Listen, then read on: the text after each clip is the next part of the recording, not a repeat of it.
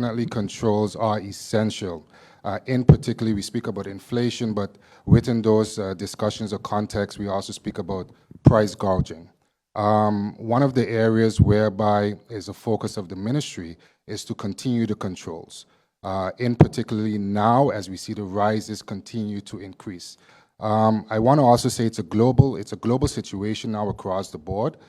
Just yesterday, I was listening to a interview from a particular minister in Jamaica that was also touching base as it relates to the high prices of goods and so forth.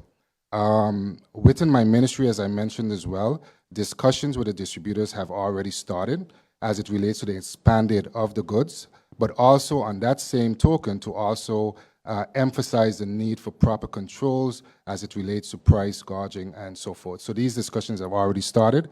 I am very much convinced that we will be able to come out with a beneficial new packaging.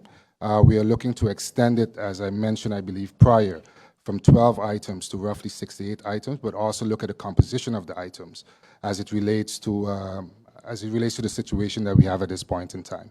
But yes, controls are ongoing. It's essential. And besides, another area that I'm also discussing is overall with building materials as well.